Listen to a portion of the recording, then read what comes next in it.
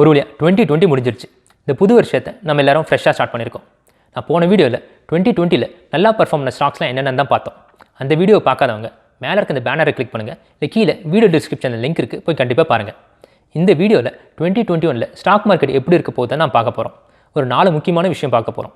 முதல்ல overall stock market எப்படி இருக்க போகுது, ரெண்டாவது எந்த கம்பெனிஸில் எந்த செக்டரில் தான் இன்வெஸ்ட் பண்ணலாம், மூணாவது ஃபேங்குன்னு சொல்லக்கூடிய டெக்னாலஜி ஸ்டாக்ஸ்லாம் இந்த 2021 என்ன பண்ண போகுது, நாலாவது என்னோடய ஸ்ட்ராட்டஜியாக நான் என்ன 2021 பண்ண போகிறேன்னு தான் இந்த வீடியோவில் ஷேர் பண்ணியிருக்கேன்.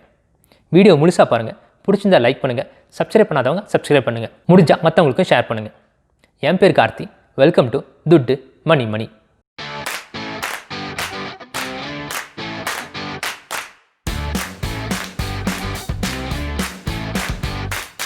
முதல்ல ஓவரால் யூஎஸ் ஸ்டாக் மார்க்கெட். நான் நிறைய தடவை சொல்லியிருப்பேன், ஸ்டாக் மார்க்கெட்டில் ப்ரிடிக்ட் பண்ணுறது ரொம்ப கஷ்டம்ட்டு, பண்ணவும் கூடாது.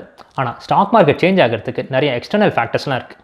2020 அந்த மாதிரி என்னென்ன எக்ஸ்டர்னல் ஃபேக்டர்ஸ்லாம் இருக்க போகுதுன்னு தான் இந்த செக்ஷனில் நம்ம பார்க்க போகிறோம். இந்த வாரம் வரைக்கும் ஸ்டாக் மார்க்கெட் ஆல் டைம் ஹையில் தான் இருக்குது. எந்த ஒரு மேஜர் பேட் நியூஸும் இல்லை. இப்போ யூஎஸ் கேபிட்டலில் பிரச்சனை வந்தபோது கூட ஸ்டாக் மார்க்கெட் மேலே போய்கிட்டு தான் இருந்துச்சு. இப்போ கோவிட் வேக்சின் வந்துருச்சு, ட்ரேட் வார் நியூஸ்லாம் எதுவும் இல்லை, கன்சியூமர் கான்ஃபிடன்ஸ் ரொம்ப அதிகமாக இருக்குது, கம்பெனி சிஇஓ கான்ஃபிடன்ஸ் அதிகமாக இருக்குது, முக்கியமாக புது அட்மினிஸ்ட்ரேஷன் இந்த கொஞ்சம் நாளில் வரப்போகிறாங்க.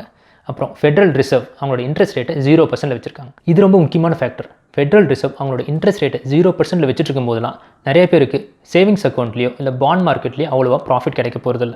அதனால் எல்லாரும் ஸ்டாக் மார்க்கெட்டில் தான் இன்வெஸ்ட் பண்ணுவாங்க. ஸோ ஃபெட்ரல் ரிசர்வ் அவங்களோட இன்ட்ரெஸ்ட் ரேட்டை இன்க்ரீஸ் பண்ணுற வரைக்கும் ஸ்டாக் மார்க்கெட் மேலே போகிறதுக்கு நிறைய வாய்ப்பு இருக்குது. ஸோ ஷார்ட் டேர்மாக ஒரு 1 to 2 monthஸில் இப்போ இருக்க மொமெண்டம் கண்டினியூ ஆகும் தான் நான் நினைக்கிறேன். லாங் டேர்மில் பார்த்தாலும் நிறைய நல்ல விஷயங்கள் தான் இருக்குது. இப்போ புதுசாக வர கவர்மெண்ட் வந்து அடுத்த 4 வருஷத்துக்கு நிறைய பிளான்ஸ்லாம் வச்சுருக்காங்க. இன்ஃப்ராஸ்ட்ரக்சர் பில், க்ரீன் பில், இந்த பிளான்ஸ் எல்லாமே வந்து நிறைய ஜாப் தரக்கூடிய பிளான்ஸ். இந்த நியூஸ்க்கு எல்லாமே வந்து ஸ்டாக் மார்க்கெட் நல்ல பாசிட்டிவாக ரியாக்ட் பண்ண தான் நான் நினைக்கிறேன். ஆனால் நெக்ஸ்ட் 4 yearsல இந்த கவர்மெண்ட் வந்து டேக்ஸ் ரேட்டை கொஞ்சம் மாற்றுறதுக்கு வாய்ப்பு இருக்குது. ஸோ அப்போ மட்டும் நம்ம கொஞ்சம் ஜாக்கிரதையாக இருந்துக்கணும். இப்போ இருக்க ஒரு சின்ன பேட் நியூஸ் வந்து ஸ்டாக் மார்க்கெட் ஒரு பபுள் இருக்குது, எப்போ வேணால் கிராஷ் ஆகலான்ற கான்செப்ட் தான். அது லைட்டாக உண்மை தான். S&P 500 கம்பெனிஸ் டோட்டல் ஏர்னிங்ஸே வந்து 40% மேலே இருக்குது. அது 20% மேலே இருந்தாலே கிராஷ் ஆகிறதுக்கு நிறைய வாய்ப்பு இருக்குது. அவங்களோட RSI வேல்யூமே ரொம்ப ஓவர் பாட் சிச்சுவேஷன் இருக்குது. இந்த கிராஃபில் நீங்கள் பார்த்தீங்கன்னா தெளிவாக தெரியும். இப்போ இருக்க மொமெண்டம் கொஞ்ச நாளுக்கு இருந்தாலும் ஸ்டாக் மார்க்கெட் வந்து ஒரு 10 to 15% கம்மியாகிறதுக்கு வாய்ப்பு நிறையா இருக்குது. சரி, அடுத்து எந்த செக்டர் எந்த கம்பெனிஸ்லாம் இன்வெஸ்ட் பண்ணலாம்? எனக்கு கடைசி 3 மாதமாக ஃபாலோ பண்ணிட்டு இருந்தீங்களா, இந்த பதில் உங்களுக்கு இப்பயே தெரிஞ்சிருக்கும். செமிகண்டக்டர் இண்டஸ்ட்ரீஸ், ஃபின்டெக், அப்புறமா எமர்ஜிங் மார்க்கெட். செமிகண்டக்டர் இண்டஸ்ட்ரீஸில் NVIDIA, AMD, Intel, Skyworks, Broadcom, Qualcomm, Micron, Texas Instruments, Taiwan செமிகண்டக்டர்ஸ்லாம் இந்த மாதிரி நிறைய எக்கச்சக்கமான செமிகண்டக்டர் கம்பெனிஸ் இருக்கிறாங்க. இந்த செக்டரோட ப்ராஸ்பெக்ட் வந்து ஃபியூச்சரில் ரொம்ப நல்லாயிருக்கு. இந்த லிஸ்ட்டில் இருக்க கம்பெனியை கொஞ்சம் ரிசர்ச் பண்ணி நீங்கள் தைரியமாக இன்வெஸ்ட் பண்ணலாம். ஆனால் இன்வெஸ்ட் பண்ணுறதுக்கு முன்னாடி அவங்களோட ஃபைனான்ஷியல் ஸ்டேட்மெண்ட்டை டீட்டெயிலாக படிச்சுக்கோங்க. அது எப்படின்னு பார்க்குறதுக்கு மேலே இருக்க பேனரை கிளிக் பண்ணுங்கள், நான் முன்னாடி ஒரு வீடியோஸ் போட்டிருக்கேன். அடுத்த செக்டர் வந்து ஃபின்டெக். யூஎஸ்கே பேங்கிங் இண்டஸ்ட்ரீஸ் வந்து ஒரு ஒன் ஆஃப் த முக்கியமான பேக் போன்னு சொல்லலாம். ஆனால் இப்போது பேங்கிங் இண்டஸ்ட்ரியோட டெக்னாலஜியும் சேர்ந்து இருக்கிறதுக்காக தான் ஃபின்டெக்னு சொல்லுவாங்க. அந்த மாதிரி கம்பெனியில் ஸ்கொயர், பேபால், வீசா, மாஸ்டர் கார்லாம் நல்ல கம்பெனிஸ். நான் ஸ்கொயரை பற்றி அக்டோபர் மாதம் ஒரு வீடியோ போட்டிருந்தேன். அப்போ அதோட ஸ்டாக் ப்ரைஸ் வந்து $170 இருந்துச்சு. ஆனால் இப்போது 3 மாதத்தில் அதோட ஸ்டாக் ப்ரைஸ் வந்து $240 போயிருக்கு. கிட்டத்தட்ட 50% ப்ராஃபிட்.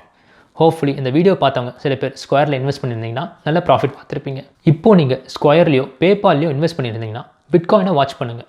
ஏன்னா யூஎஸில் எல்லாரும் பிட்காயினை இப்போ க்ரேஸியாக வாங்கிட்டு இருக்கிறாங்க. அது வாங்குறதுக்கெலாம் ஸ்கொயரும் பேபால் தான் யூஸ் பண்ணுறாங்க. அப்படி யூஸ் பண்ணும்போது ஸ்கொயரும் பேபாலோட பிஸ்னஸ் வந்து ரொம்பவே நல்லா அதிகமாகுது. ஸோ அவங்களோட ஸ்டாக் ப்ரைஸும் இன்க்ரீஸ் ஆகிறதுக்கு நிறைய வாய்ப்பு இருக்குது. அடுத்ததான் emerging markets. India, China, Brazil, south Korea, Taiwan, Russia, இங்கே இருக்க கம்பெனிஸ்லாம் டேரெக்டாக இன்வெஸ்ட் பண்ணுறது. நம்ம அதை யூஎஸ்லேருந்தே இன்வெஸ்ட் பண்ணலாம். அது எப்படின்னு தெரிஞ்சுக்கணுன்னா, அதுக்கு உங்களுக்கு இன்ட்ரெஸ்ட் இருந்துச்சுன்னா இந்த வீடியோ கமெண்ட்ஸில் உங்களுக்கு இன்ட்ரெஸ்ட்டை ஷேர் பண்ணுங்கள். நான் ஒரு தனி வீடியோ கிரியேட் பண்ணுறேன். அடுத்ததாக 2021 ஃபேங் ஸ்டாக்ஸோட நிலைமை என்ன? ஃபேங் ஸ்டாக்ஸ்ன்னு சொல்கிறது வந்து ஃபேஸ்புக், ஆப்பிள், அமேசான், நெட்ஃப்ளிக்ஸ், அப்புறம் கூகுள். ஜென்ரலாக இந்த கம்பெனியோட ஸ்டாக் ப்ரைஸ் இன்க்ரீஸ் ஆனால் தான் ஓவரால் ஸ்டாக் மார்க்கெட்டே இன்க்ரீஸ் ஆகும். ஆனால் இப்போ இருக்கிற ஸ்டாக் மார்க்கெட் ஆல் டைம் ஹைக்கு இதில் இருக்க எந்த கம்பெனிஸுமே காரணம் கிடையாது. ஏன்னா அவங்க கடைசி 6 மாதமாக ஃப்ளாட்டாகவே தான் இருக்காங்க. அவ்வளோவா எதுவுமே இன்க்ரீஸே ஆகலை.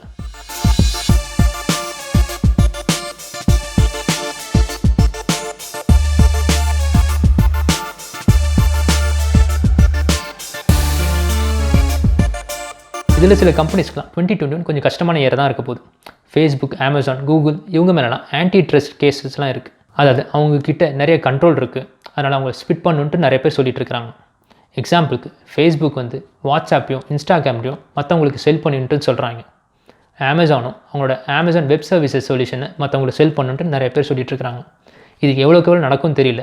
ஆனால் இந்த மாதிரி நிறையா கேள்வி இந்த வருஷம் ஃபுல்லாக அவங்க கம்பெனிக்கு வந்துக்கிட்டே தான் இருக்க போகுது. ஸோ இந்த கம்பெனிலலாம் நீங்கள் இன்வெஸ்ட் பண்ணியிருந்தீங்கன்னா இந்த இயர் கொஞ்சம் ஜாக்கிரதையாக இருங்க. இதில் ஆப்பிள் மட்டும்தான் எனக்கு தெரிஞ்சு ஓரளவுக்கு பரவாயில்லையாக இருக்குது. ஸோ பார்க்கலாம் 2021 முடிஞ்சதுக்கப்புறம் எப்படி இருக்க போகுதுன்ட்டு. கடைசியாக என்னோடய ஸ்ட்ராட்டஜி, இப்போ இன்வெஸ்ட் பண்ண போகிறேன்னா இல்லை வெயிட் பண்ண போகிறேன்னான்ட்டு. இதுக்கு பதில் வந்து சில செக்டரில் வெயிட் பண்ண போகிறேன், சில செக்டரில் கண்டிப்பாக இன்வெஸ்ட் பண்ண போகிறேன். நான் லாஸ்ட் 3 இயர்ஸாக இண்டெக்ஸ் ஃபண்டில் எவ்ரி மந்த் இன்வெஸ்ட் பண்ணிகிட்ருக்கிறேன். அதை கண்டிப்பாக நிறுத்த போகிறதில்ல. அதே மாதிரி சில டிவிடெண்ட் தர கம்பெனிஸ்லையும் கண்டிப்பாக இப்போ இன்வெஸ்ட் பண்ண போகிறேன். ஆனால் க்ரோத் டெக்னாலஜி கம்பெனிஸில் புதுசாக எதுவும் இன்வெஸ்ட் பண்ண போகிறதில்ல.